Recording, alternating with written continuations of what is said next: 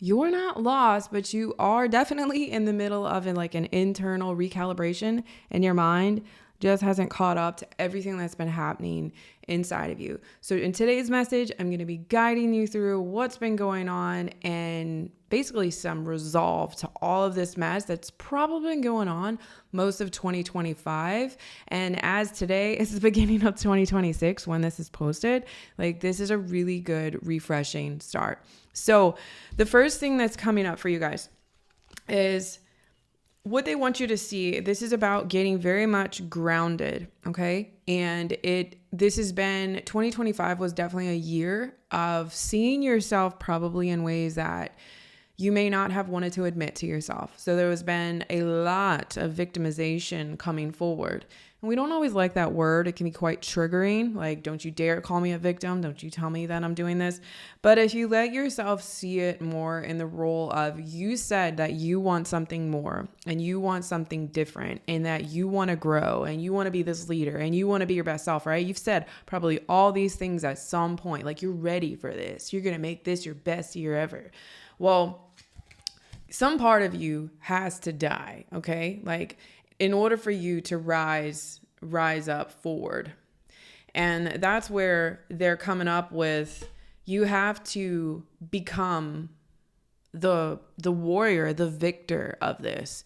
And when you've done something, instead of pitying yourself, victimizing yourself, regretting the decisions you've made, instead, okay, I see this. Yes, I don't really enjoy this feeling. Oh, well. But now where do I go from this? What do I do from this? Because I'm now, more than likely, one thing that's been coming up is with this. You now have been given the gift, the opportunity that you're probably seeing yourself differently in your lives. And I'll clarify, meaning probably the biggest things that's been going on for you are not new. They may have been something that feels like it's been a part of your life for probably most of your life. And have been wondering, like, how do I fix this? You've been, approaching so many different ways and so many different things. And it's like, this part of my life still feels like it's over here. Like, it's over here. And it's like I get close and it goes away. Or like, I want peace and it's chaos. Or I want love and I'm alone. I want financial abundance, yet I'm still broke. The thing you have to look at yourself, and what the universe is saying, you must look at yourself in the eyes and ask yourself, how have I been stopping myself? Not them, not the world, not anything else other than yourself. What behaviors, habits, mechanisms, perspectives that you still passionately have carried all the way up until this moment that has impeded your path over and over again. It's been no one else but you, because you are the director and the creator of your world. Like, that's how powerful you are. It's also probably triggering, or can be triggering, when one hears that, because then you're like, but this blah, blah, blah, blah person. And they're like, hold on. The thing is you're the creator of this life, okay? Like, you are creating this world. You're creating the stuff within it. You have to follow your rhythm. And I don't mean your rhythm of irresponsibility, your rhythm of victimhood. That's not a rhythm. That's not a flow. That's egoism. And we get stuck in that shit. And it'll cause you to spiral. If you want your best life, again, your best life is your best life, not the rose-colored glasses of somebody else's. But if you want your best life, you have to find your rhythm. What works for you? What are things that work for you? And while you do that, you have to bring in some optimism, focus on the light, which focus on does grow, legit. The more solemn and negative you are about life, more than likely, you're going to have some gifts brought in that's solemn and negative, okay? Whether you want to attribute that to manifestation, law of attraction, which is manifestation, but, energetics, coincidences, just notice that you have a tendency to attract certain things depending on where you are, okay? So we're going to go a little further with that, and I'll tap back into that in a second. But what's been going on? And like, so here's some positivity. Okay. Again, this was like kind of where you're coming out of. Some of you may still be here right in this moment. I'm also trying to not Danielle this completely because I could give you so many analogy stories for perspectives of the how in this, how to get through this. What does this look like? Nevertheless, one of the ways that you are going to be finding reprieve is creativity. Okay. If it hasn't already found you yet, it's coming. I always like to specify with this because some of you guys get super duper literal. This does not mean all of you are going to go do a craft project, okay, or a painting or anything like that. Creativity can come with creatively creating the rhythm of your life, okay? Creatively deciding, meaning through your creation, your thoughts in your brain, you can create outcomes in your world, whether that be a craft project or a new way of attributing life with habit, creating the new version of you, creating the rhythm that works best for you. Whether that's when you wake up in the morning, instead of going straight for the coffee, you make yourself some electrolytes, okay? To create the habit so that you're not missing your hormonal supplements. As soon as you're like almost done the electrolytes, you drink those things. Is that part of my routine? Yes, it is. Okay.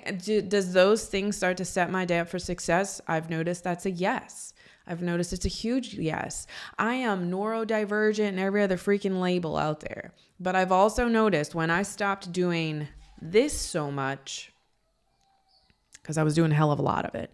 When I stopped doing this so much and I actually take full, true ownership of my life, I'm not wanting like a little tit anymore and constantly having something happen. I take full ownership and responsibility of my life. Sometimes I suck. Sometimes the way that I am with people, I have sucked.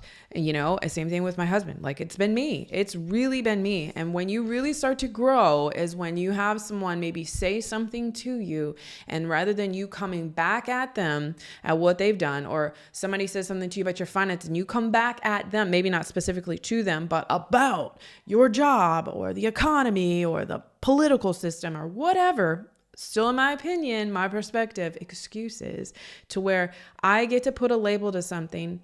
Do you feel bad for me? And the thing is, their conscious mind might not be thinking any of this shit. This is all subconscious. This is all subconscious programming that is inside of your nervous systems. You can and will get through this in 2026. So, creative spark is necessary, is needed. However, one thing you've been doing a whole lot of is a whole lot by yourself. They're saying we're going to start moving out of the whole lot of by ourselves, and you're going to start coming from solitude with other people. But Danielle, you don't understand. There's been people that's like backstab me. I don't feel like there's anybody around. La, la, la, la, la. Guess what that is? Excuses. All right. It's excuses. We don't want to hear it, but it's true. So what are ways that you can show up within community, within others? I'm not saying that you must talk about your like inner struggles and your inner turmoil with other people necessarily. For some of you, that is going to be fan-fucking-tastic, in fact, and the best way for you to grow. I see it with some of my community members, like, and course members. When they go and express themselves, man, do they actually see more outcomes, because it's not to put it on stage for the world. It is a beautiful expression and declaration for themselves of saying, this is what I've been doing. And you know what? This is what I'm changing. This is the do. I'm no longer trying. I'm doing. Here's the expression of myself. Here's what this feels like. Okay. And when you do this with other people, you also give them the permission to feel, to see themselves in your story, not to attach themselves to your story to say that that's going to be theirs, but it gives them the expression to like move. I do want to read specifically from the book for this card, because when I glanced at it, it spoke to me from the time that I pulled it. It kind of got moved around. At first I thought it was going to be the first card, and then turns out it wasn't. So we have the Bone Collector. This is what this says for you. When the Bone Collector appears, she is asking you to look closely at your circumstances to see if you're fully present or reacting out of past conditioning. The identity of yourselves is dying out, okay? reacting out of past conditioning and unconscious expectations. Whenever we're wounded, especially when we're young, it's as if something essential is stolen from us. We adapt and we accept a particular version of truth that then sets us up to behave a certain way in the future when faced with a situation that reminds us of the original event. We call that trauma, stuff with your nervous system, etc. What we know about ourselves thus becomes influenced by a perception of limitation. Man, this is so spot on to all the beginning. You may feel unworthy or without courage. You may see yourself as flawed or unlovable or expect to be criticized. No matter what your question, the Bone Collector reminds you that the truth is that you are a powerful being with limitless possibilities, and she has kept safe with what is stolen from you in the wounding and is here for you to reclaim it now. You have everything you believe you lack, and the Bone Collector is your inner resource. Act as if you have what you need, and you'll find you have it after all. Anything is possible with awareness. The wounds of the past need not define you. So I highly recommend, if you kind of just peruse the beginning of this message, go back and then listen to this card. Again, until right now is when I read it. This is your answer. This is my answer. This is what I myself personally have been going through. And I've been teaching this type of material since 2017. This is the biggest identity shifts of your lives that you're going to be going through, I assure you. And the thing is, if you want to clarify that part of you that's shifting, if you look below, I have a quiz, and it's a quiz to give you an archetype to map out exactly like what you're going through. Like, what is the thing? It's not to define you by it and go like get a freaking name chain for it. It's just, it really can help guide you, and it helps you find out like where you're out of alignment, like what part of you is kind of keeping you in this victimization. Okay. Like, what's going on here? How do we do that? Well, at least what I've come to learn is, okay, you can find out you have a problem, right? Like, okay, the situation is not working in my favor. This situation is not causing me to have more connection with my husband or with my children or more abundant, whatever it is in your life. So what can I do about it? Well, sometimes that's the struggle. How can you go and fix something when you don't know how? And it's not always based out of logic because it runs that deep. And that's why we have like inner child and shadow work and all these things. So one last card for you guys before we wrap up today's message is, again, you're not lost. This is just the middle. Most of the human experience is in the middle. And then there's this crossroads when you're going from the life that you've always had to the life that is going to be completely polar opposite from what you lived. Can feel like fucking insanity, honestly. And it's like you're in between two mountains. You're in the crack. And you're trying to find a way like up, through, around. Like, you've been like, how do you get out of this thing? And it's just like sort of a matter of when you finally like get this moment where something just clicks inside you that you are right where you need to be so that you can face everything that's in front of you. It's like a beam me up, Scotty moment is going to happen. Like, light beam comes down and all of a sudden, like, the world around you shifts. So we have the Blessings Moon, the Contentment card. Okay. This is to where lately you may have been feeling kind of like sluggish or even lazy. So it says to increase your energy, try the Surya, Suryamudra, and you touch your ring finger to your thumb and increase your Agni. I can't say any of these words, people. AGNI, or fire. Take some time to play and you will feel carefree and energized again. So it says, for the Blessings Moon, by the way, this deck is old as sin if anybody asks me where I get it from. I don't think they even make this or sell this anymore. The sun is high in the sky, and this Leo moon cycles inspires playfulness, pleasure, and good times. So this doesn't actually have to be physically, it was these fingers. I just realized it shows it in the thing. Okay, so it's ring finger, not pointer finger, and thumb.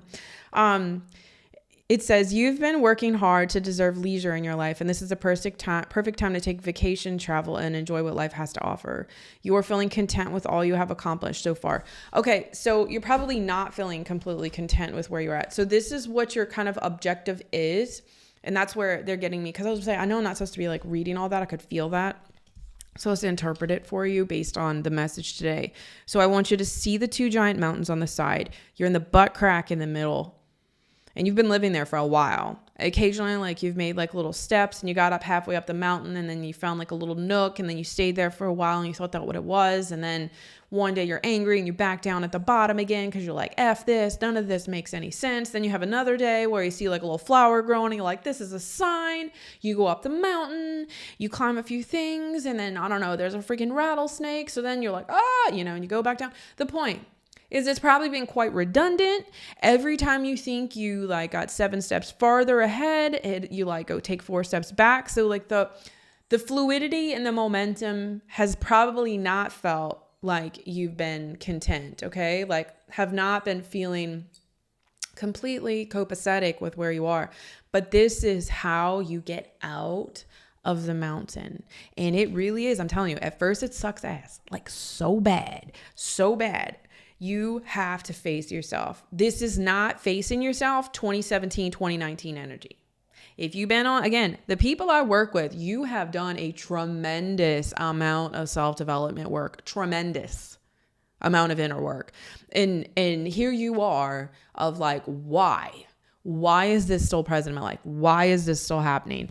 And it's identity versions. This is where we spent a chapter of our lives, like, attributing this trauma and this pain and this block, this wound, to mom, dad, uncle, teacher, whatever, to then self-responsibility is fully intact because it's like, okay, cool. We're not a product of our circumstances. We're a product of our choices once our consciousness switches. Okay. And when we start to have that awareness that we're doing something different. So then for a while, we're like milking that teat all the way. And then for a bit, usually we become spiritually egoic, not realizing that we're giving our power away to cards instead of just using them as tools. We start to expect them to deliver answers. People that are readers expect them to deliver you an answer. And especially when they're reading you, obviously, we're going to be diverting over the pain and going straight into the magic because that's what life's supposed to be, right? Well, we're still going to be human in all of this. So the objective is where can we see ourselves to grow, see it as an opportunity to grow and expand and really become this most limitless version of yourselves. That does not mean without anything else. The experiences are going to be around you. You choose the definement of what it's going to feel. Like that's how freaking powerful it is. Again, quizzes below. If you want any assistance on like what archetype you're moving through, it's a free quiz. Go ahead and take it. Takes like less than 2 minutes. Grab the link below. Let me know in the comments what your result was. Let me know what your ahas have been. Like, is any of this resonating for you?